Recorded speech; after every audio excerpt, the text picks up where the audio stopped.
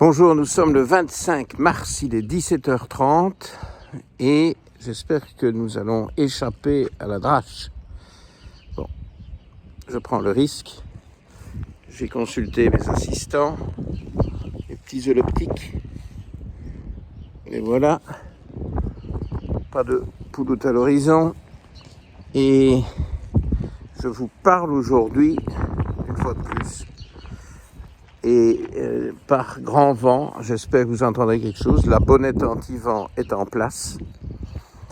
Les écouteurs extraterrestres aussi, pour ne pas avoir trop de bruit dans les oreilles. Donc je vous parle aujourd'hui d'un sujet qui m'est cher, qui est la santé intestinale. Je vous en parle souvent, mais j'ai décidé que finalement, il fallait que je remette le couvert, c'est qu'à le dire, parce que le message ne passe pas, ou en tout cas il ne passe pas suffisamment. Les gens ne comprennent pas, comprennent rien, mais rien. Bon, alors, la base de cette vidéo, c'est une véritable clé de la santé intestinale. Les intestins sont très bien conçus. Je parle ici surtout de l'intestin grêle, qui est évidemment destiné à absorber tout ce dont nous avons besoin pour fonctionner et qui est le but évidemment du fait qu'on doit s'alimenter. Alors on parle tout le temps de diète. La diète, ça ne sert qu'à une chose, c'est de se procurer les éléments nécessaires, et tout ça passe par la muqueuse de l'intestin grêle. Et donc l'intestin grêle, qui est à la fois très long et très plissé, replissé, replissé, replissé, qui mesure donc, quand on déplisse toute cette muqueuse, des centaines de mètres carrés, 300, 400, 500, 600, peut-être aussi selon le gabarit de la personne. Eh bien, c'est évidemment un organe fondamental, et c'est un organe qui est très bien conçu. Il a deux modes de fonctionnement, dont un que vous connaissez très bien, en tout cas que vous éprouvez parfaitement, et qui s'appelle la digestion. Et oui, c'est quand même quelque chose qu'on étudie un peu à l'école primaire, je crois, non ? Il me semble. Enfin, remarquez, je ne me souviens pas, mais en tout cas au secondaire. Et, est-ce qu'il est Goliath ? Goliath ! Il est là, tout au bout. Bon, je vais mettre en laisse. Et ça, c'est la moitié du boulot. Mais il y a une deuxième fonction. À chaque fonction correspond ce que j'appelle une symphonie de contractions musculaires, qui est très complexe, très sophistiquée, qui évidemment est étagée et qui est orchestrée. Oui, ça va bien avec symphonie. J'aime bien cette analogie finalement.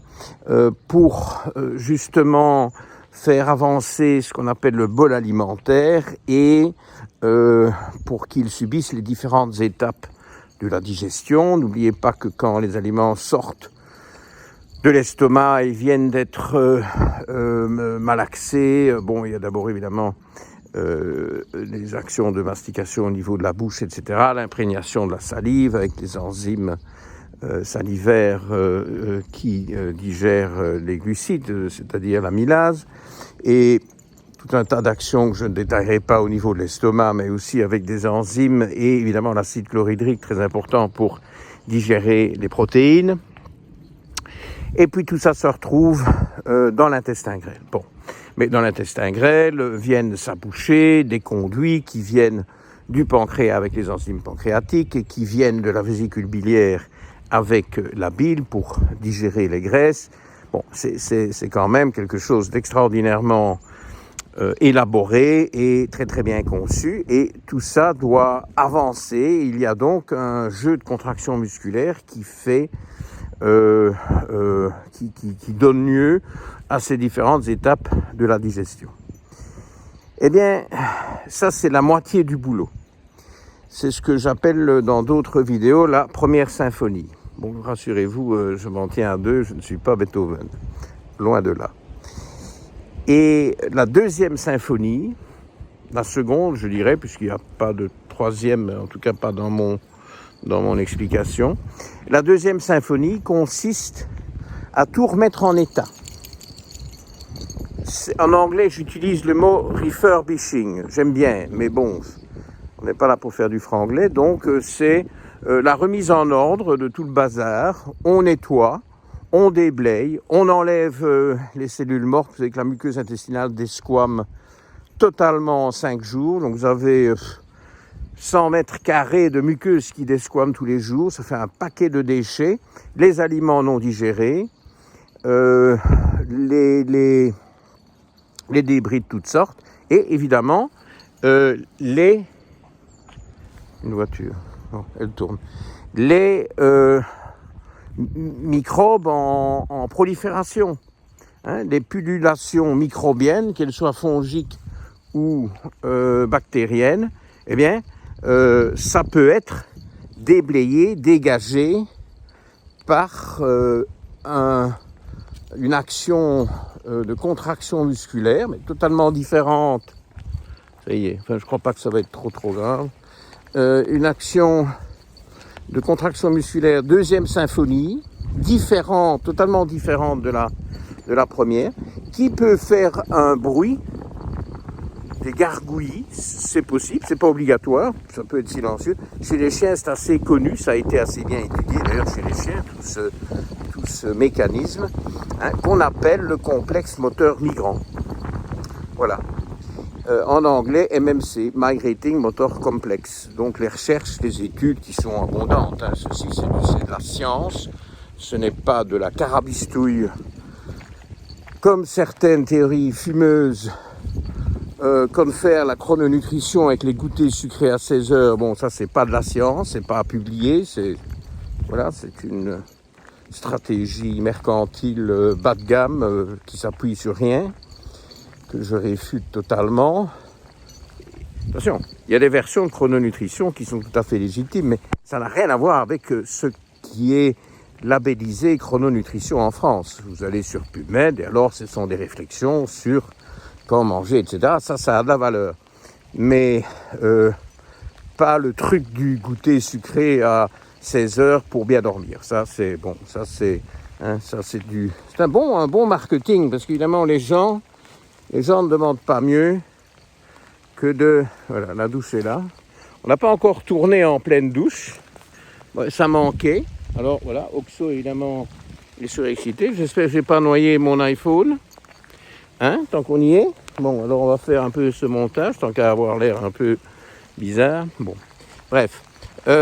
Donc, le MMC, le complexe moteur migrant, c'est de la science pure et dure.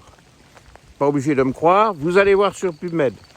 Vous aurez tout ce que vous voulez. Ok, vous retrouverez ce que je suis en train de vous expliquer. Et donc, c'est aussi important de remettre en ordre que de digérer.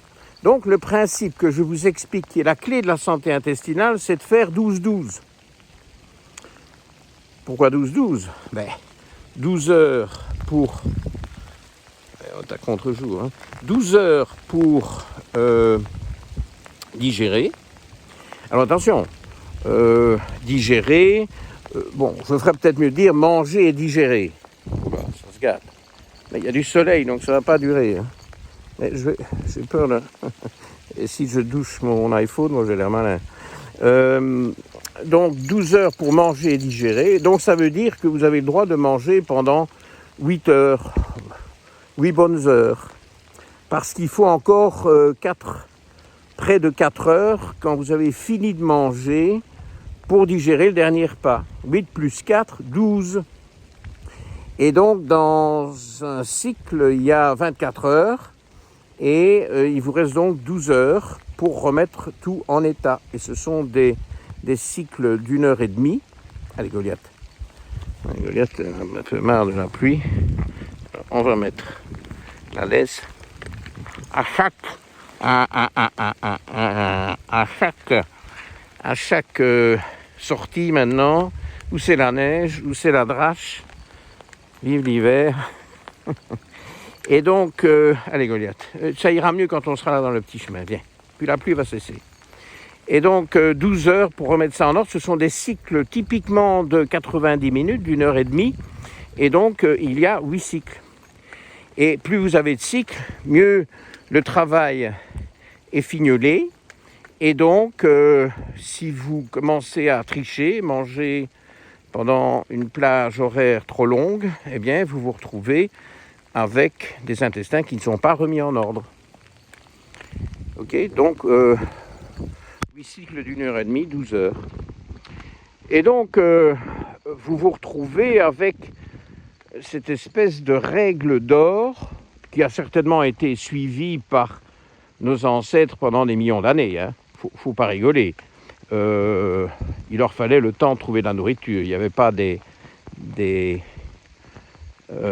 commerces de bouche ouverts à l'aube pour qu'ils se sustentent. Vous direz, il restait de la veille. Oui, ben, c'est ça.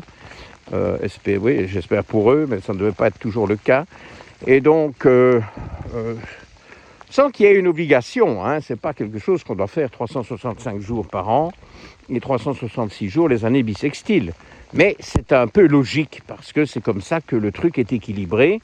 Et si vous voulez, moi j'ai quand même écrit un livre de 512 pages avec 1400 références scientifiques il y a plus de 20 ans sur l'écosystème intestinal, okay, qui se vend toujours bien, qui se vend depuis un quart de siècle et qui plaît, parce qu'il y a plein de notions de base. Il n'y a rien de toutes les évolutions récentes, bien entendu, mais il y a toutes les notions de base. Allez, le vent maintenant. Le vent, la pluie, Goliath qui n'est pas très chaud. Allez, Goliath, viens.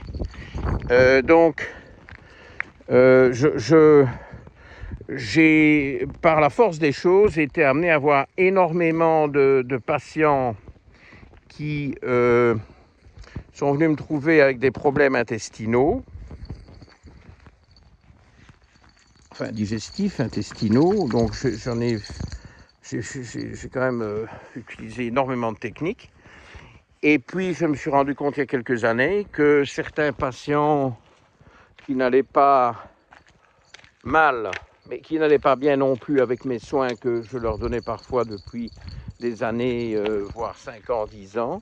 Et puis alors à un moment donné, ils se sont mis à suivre une mode. J'accepte que ça a été une mode au départ, le jeûne intermittent. Et donc ils faisaient 16-8. Alors ne confondez pas, hein, je vous ai parlé 12-12 et maintenant je vous dis 16-8, c'est la même chose. 16-8, c'est 16 heures de jeûne, 8 heures de fenêtre alimentaire. Ce qui veut dire que on se nourrit pendant 8 heures et il faut encore 4 heures pour digérer après. Donc ce que les gens voient, c'est 8 heures de fenêtre alimentaire, mais en réalité, la digestion va couvrir 8 plus 4, 12 heures. Il reste 12 heures pour la remise en état et le complexe moteur migrant. Ok, on est bien d'accord. Et donc c'est vrai que ça a commencé à devenir une mode, mais le problème c'est que j'ai un nombre significatif de patients de cas très difficiles à qui je n'ai pas demandé de faire ça, hein, je vous parle il y a probablement 5-6 ans, et qui sont venus à la visite suivante, qui pouvait être une visite annuelle, hein, une visite d'entretien, une visite de remise au point, de test. Comme j'ai énormément de patients qui me suivent depuis très longtemps, j'en suis très fier d'ailleurs, eh bien, ils me disent, vous savez, mes intestins vont beaucoup mieux. Alors moi, évidemment, les premières fois, l'ego, il n'y a pas que certains qui ont un ego, hein, on en a tous, si vous voyez ce que je veux dire. Et j'ai dit, certainement que mon dernier traitement était meilleur que les précédents. Tu parles, qu'est-ce qu'ils avaient fait? Ils avaient introduit le jeûne intermittent et leurs intestins allaient beaucoup mieux. Vous savez, quand vous avez ça une fois, intéressant, 2 fois, 3 fois, 4 fois, 5 fois, 10 fois, écoutez, c'est pas un vieux singe comme moi qu'on apprend à faire des grimaces. Les faits sont là. Quand vous avez déployé toute l'artillerie des traitements intestinaux, toutes les subtilités de la diète personnalisée, tout ce que vous pouvez imaginer, tout ce que vous pouvez trouver partout, y compris ce que je ne fais pas. Hein, donc la gamme complète.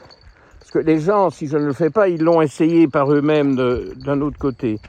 Eh bien, rien n'a été aussi efficace que ce jeûne intermittent. Bon, ça, c'est quand même une belle grosse pierre dans mon jardin. Et je vous partage le fait. Alors, vous en faites ce que vous voulez, hein, mais je vous parle d'expérience. Et ça fait sens, évidemment. Nous ne sommes pas conçus pour manger tout le temps. Quand je vois des nouveaux patients, l'un ou l'autre nouveau patient arriver, que ce soit chez moi ou chez mes collègues, que chez moi c'est rare, et que je vois sur l'anamnèse alimentaire que la personne mange 6 fois par jour, ou qu'elle commence à manger à 7 heures du matin jusqu'à 9 heures du soir, et maintenant je suis horrifié. Voilà, je suis là, j'ai du mal à m'occuper du reste. Je me suis dit, oulala, qu'est-ce que c'est ça pour un truc? C'est totalement aberrant de manger tout le temps comme ça, 6 repas. Et alors, les pauvres, il y en a qui font ça parce qu'on leur a dit qu'il fallait maintenir la glycémie. Ah oui, il faut maintenir la glycémie, tu parles. Alors là, plus débile que ça comme recommandation, je ne pense pas qu'on va jamais trouver dans toute l'histoire de la médecine passée, présente et future. Ou alors on doit maintenir le flot sanguin d'acide aminé. Encore un autre truc, enfin on doit tout maintenir. Bref, je me demande, est-ce qu'on peut dormir? Est-ce qu'il ne faudrait pas qu'on mange pendant la nuit aussi, c'est-à-dire 24 heures non-stop, pour justement... viens par là, parce que là il va y avoir tellement de vent, ça va être l'horreur. Viens par là. Non? Non, tu ne veux pas descendre plus. Alors viens, on rentre, parce que là il va y avoir trop de vent. Viens, on va rentrer. Et donc, tout ça c'est de la vaste blague.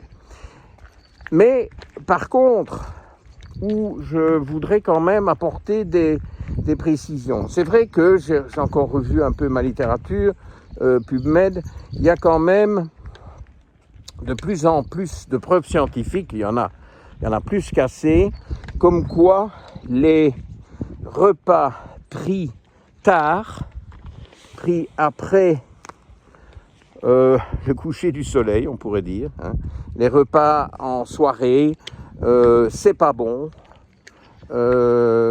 ça abîme le sommeil, ça complique la digestion et ça fait grossir.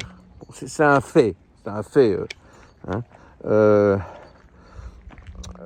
Alors, les anglo-saxons ont mis un tas de jolis termes là-dessus. Bon, je ne vais pas vous bombarder de trucs en anglais. D'ailleurs, les anglo-saxons, ils ne disent pas jeûne intermittent, ils disent... C'est peut-être intéressant quand même à vous dire ça.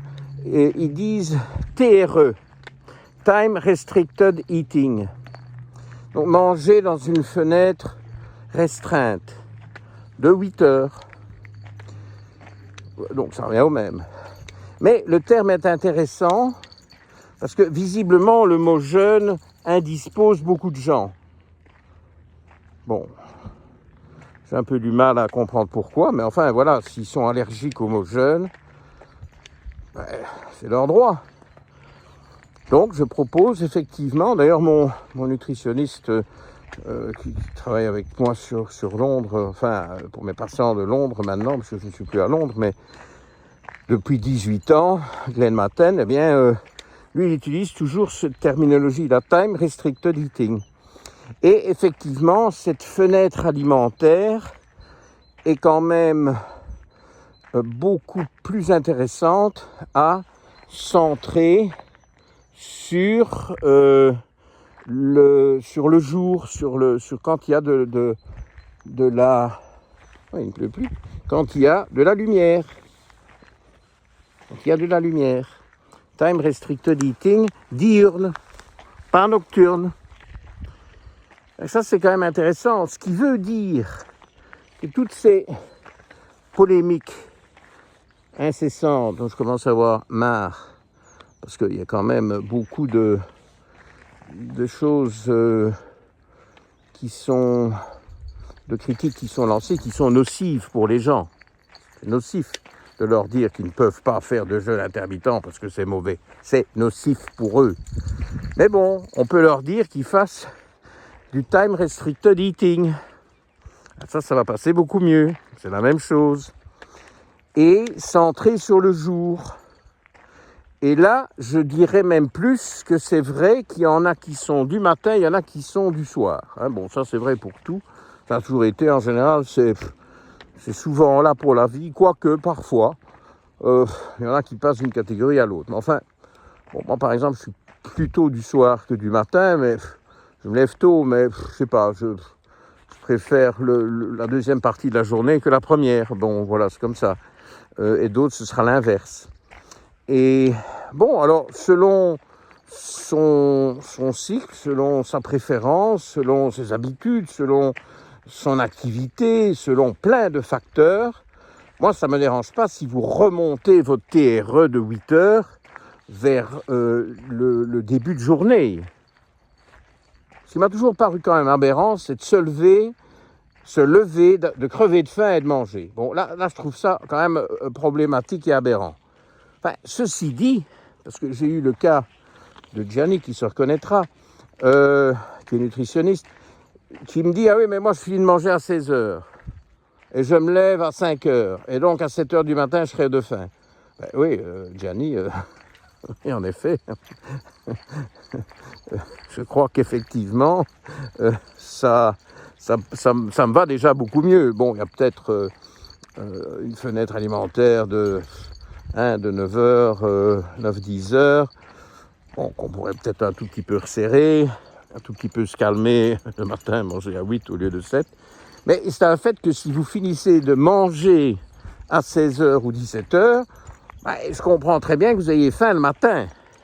Mais inversement, si vous finissez de manger à 20h, ne me dites pas qu'à 7h du matin, vous crevez de faim et qu'il faut absolument que vous mangiez. Parce que là, il y a problème.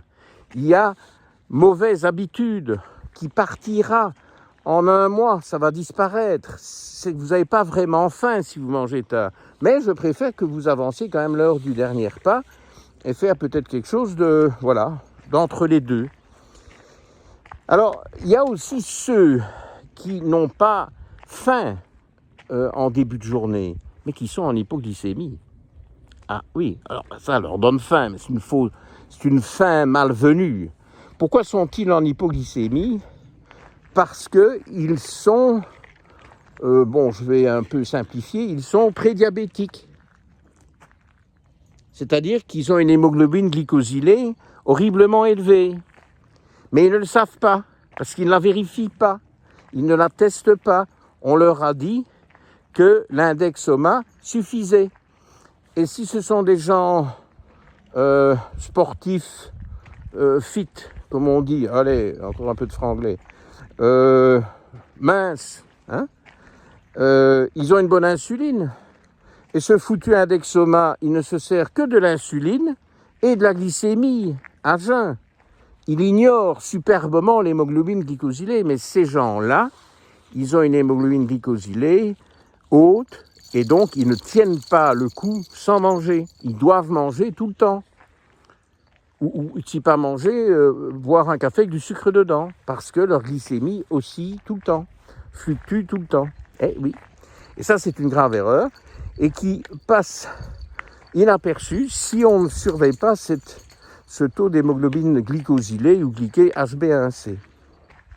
Alors, pour stabiliser la glycémie, il faut du cortisol, il faut une activité surrénalienne satisfaisante sur son versant, non pas seulement anti-stress, et ça c'est le cortisol dans sa fonction de l'hormone de stress, mais c'est le cortisol dans son activité de stabilisation de la glycémie. Donc c'est le cortisol en tant que glucocorticoïde majeur. Glucocorticoïde, c'est pas moi qui invente ce terme.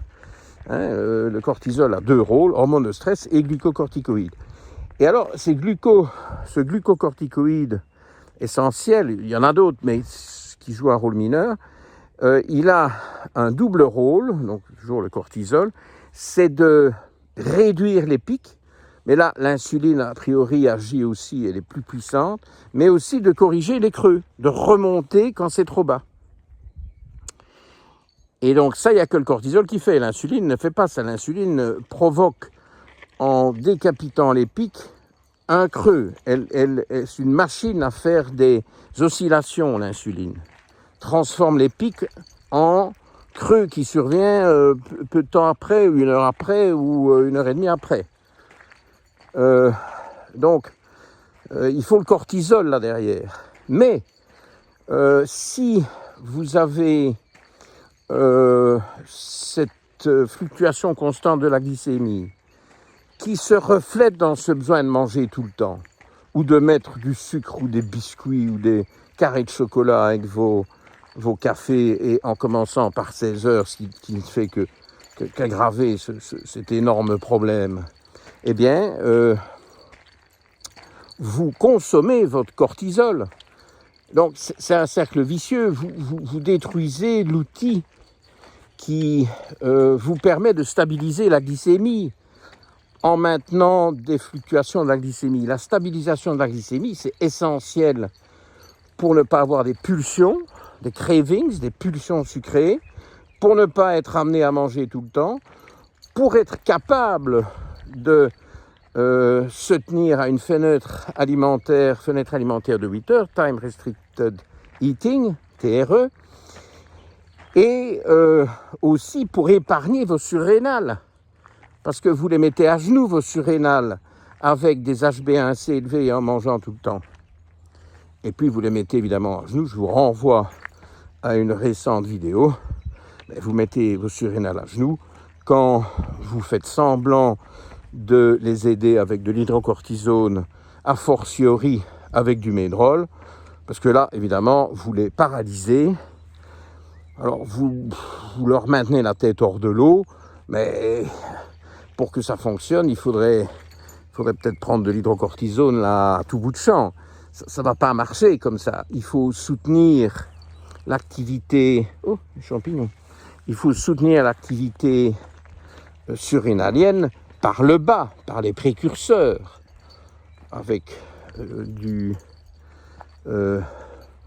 la prégnénolone, éventuellement avec des alactogènes, des cofacteurs, et en stabilisant votre glycémie.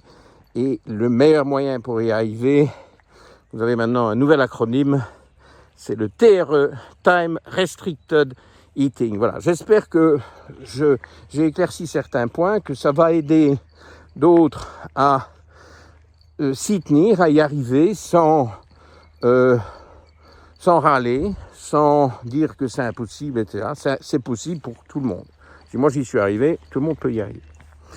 Et c'est également possible pour mes œufs optiques, parce que, figurez-vous que, eux aussi je les ai mis au Time Restricted Eating. Non, absolument pas vrai, surtout pas les chats. Merci pour votre fidélité. À vendredi prochain, tous les vendredis 19h30, live chat. Bye bye. Merci.